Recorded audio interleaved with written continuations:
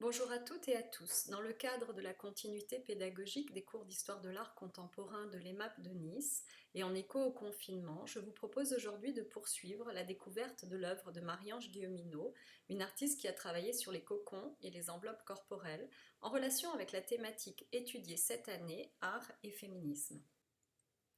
Nous avons vu dans le second volet dédié à Marie-Ange Guilleminault son travail de sculpture performative autour des robes, sorte de métaphore de la peau et du corps de l'artiste. Je vous propose aujourd'hui de découvrir l'oursin de Guilleminault, une sculpture portable polymorphe que l'artiste recycle à travers ses performances. L'oursin de Marie-Ange Guilleminault est une autre sculpture-objet transportable et transformable qui donne lieu à des performances de nature diverses. Il s'agit d'un cercle de tissu blanc divisé par 12 diagonales qui se croisent en son centre et qui peut être replié sur lui-même grâce à un système de ficelles. Lorsqu'il est plié, il ressemble singulièrement au squelette d'un oursin de mer. On peut le rapprocher du kauri, ce coquillage ayant donné naissance aux sculptures du même nom de l'artiste. On le voit dans la photographie du bas, à côté du chapeau-vis, du kori et d'un origami japonais appelé tsuru, représentant une grue. Inspiré par la forme de la feuille du ginkgo biloba, arbre sacré en Orient, l'oursin est une sculpture textile très légère. Initialement créé en 1995, l'oursin existe en différents tissus et dans différentes tailles. Né en tant que cape, l'oursin peut revêtir de multiples fonctions. Il peut tour à tour être utilisé comme un vêtement, un coussin, un baluchon, une nappe, un espace de négociation ou un cocon. Il n'est pas anodin que l'oursin puisse se transformer en cape blanche, évoquant la robe et le voile de la fameuse mariée du Champienne. Nous le voyons ici dans sa version de 1999, réalisée avec une fibre non tissée, issue de la haute technologie, le Tyvek. Comme le kauri, l'oursin est un objet à activer. De petits coussins circulaires, il peut passer à grand tapis une fois déplié. Toutefois, il nécessite un processus de dépliage et de pliage plus complexe que le kauri ou le chapeau-vis, qui requiert une manipulation minutieuse dont l'artiste fait la démonstration dans des performances aux gestes précis apparentés à des rituels. Dans l'image ci-dessus, la forme de la cape se réfère au manteau chamanique que portait Joseph Beuys dans ses performances. Mais là où l'artiste allemand utilisait des couvertures en feutre marron, Guilleminault met en avant la pureté de ce tissu très léger à la blancheur virginale. De par la multiplicité de ses configurations, des jeux de vide et de plein et des gestes qu'il entraîne, l'oursin relève du champ de la sculpture. Il s'agit ici d'une sculpture ultra légère et fluide entre structure géométrique et forme organique qui relie en termes de féminité la notion de sculpture traditionnellement de nature totémique.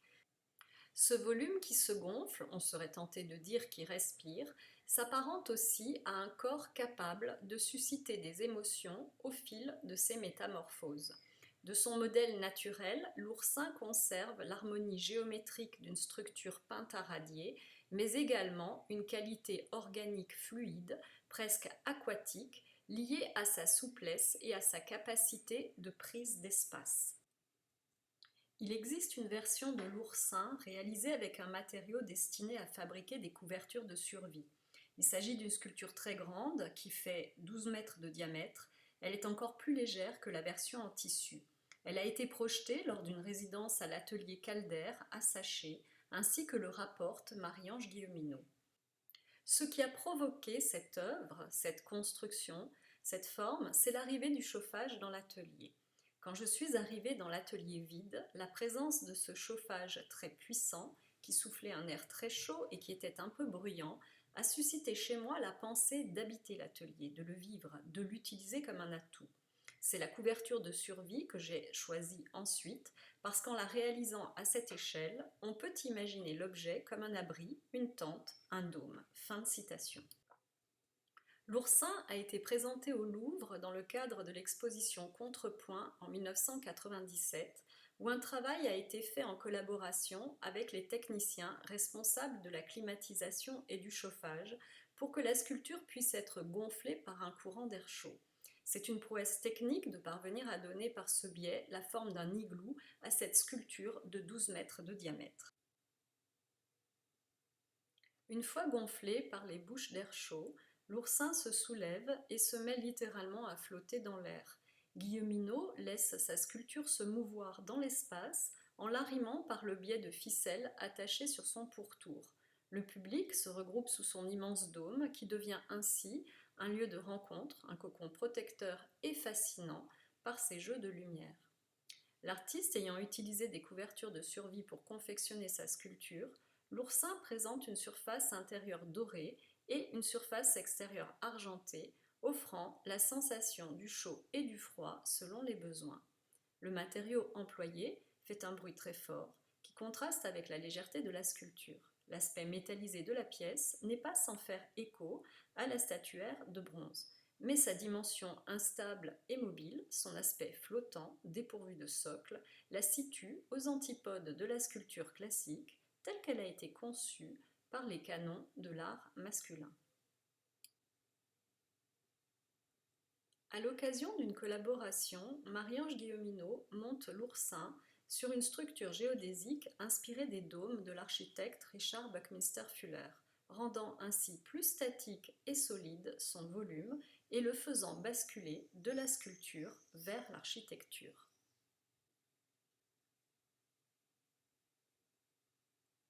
En fonction de son état de déploiement, cet objet performatif prend la forme d'un oursin, mais aussi d'une méduse, un igloo ou un champignon atomique. Dans cette version réalisée en super organza, Marie-Ange Guilleminault active l'oursin dans les jardins du temple Kagahan de Kyoto en 2014. L'artiste, qui a effectué plusieurs résidences au Japon et qui est familière de la culture nippone, convoque ici indirectement l'image fantomatique du nuage nucléaire d'Hiroshima et de Nagasaki. On peut également y voir une allusion aux méduses présentes dans les estampes japonaises. Toutefois, de par sa légèreté et sa transparence, cette version de l'oursin n'est pas sans rappeler le voile de la mariée, symbole de l'hymen. Contrairement aux premières versions, l'oursin en organza ne cache pas le corps de l'artiste, il la nimbe et lui permet de s'exposer tout en restant protégé par sa membrane. En 1998, Marie-Ange Guilleminault est invitée à exposer au musée commémoratif de la paix d'Hiroshima. Elle choisit 7 vêtements ayant appartenu à des victimes de l'explosion nucléaire dont elle propose des reconstitutions en coton et en lin blanc en reprenant les patrons originaux avec la complicité de la styliste Anne-Valérie H. Intitulé Les vêtements blancs d'Hiroshima, ce travail tente de suggérer les corps disparus qui habitaient ces vêtements. Enveloppe corporelle, le vêtement est ici réhabilité, réparé et blanchi. Rappelons que le blanc est au Japon la couleur du deuil et qu'il fait écho à l'éblouissement radioactif ayant suivi la déflagration de la bombe atomique. On voit ici sur la table la relique du kimono de Yoshiko Yamamoto et sa réplique intacte, suspendue à un cintre. Flottant dans l'espace du musée, les 7 habits font ici figure de fantômes.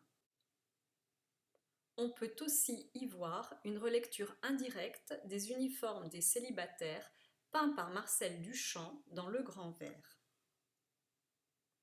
Les vêtements reproduits par Marie-Ange Guilleminault ont appartenu à des enfants et à des adultes. Ils comprennent la chemise et le bermuda de Tetsuo Kitabayashi, enfant de 13 ans, la robe de Takeyo Hatamura, femme de 41 ans, la casquette de Norihiko Sasaki, enfant de 13 ans, le sac et la cagoule de Yukitoshi Masuda, enfant de 13 ans, et le kimono de Yoshiko Yamamoto. On trouve à l'intérieur de chacun de ces habits une étiquette qui mentionne le nom de la personne qui le portait, avec 2 dates, 1945-1998. Les vêtements blancs ont été présentés lors d'une performance par Marie-Ange Guilleminault avec l'oursin au public japonais le 6 août 1998 à Hiroshima. L'artiste a préalablement enveloppé les vêtements dans l'oursin pour les présenter ensuite lors d'une performance rituelle en hommage à la mémoire des victimes d'Hiroshima. Une fois déplié, l'oursin devient un espace de négociation, un tapis à partir duquel l'artiste communique avec le public. Pour Marie-Ange Guilleminot, qui est fascinée par la culture japonaise, fermer puis ouvrir ce fragile objet blanc qu'est l'oursin relève d'un geste de mémoire et de paix. Les vêtements blancs d'Hiroshima sont présentés ici dans l'armoire conçue par Alexander Calder à l'atelier Calder à Saché en 2001, comme s'ils étaient prêts à être réactivés. En effet, Marie-Ange Guilleminot propose au public de les porter pour leur redonner vie le temps d'une performance. Je vous remercie de votre attention.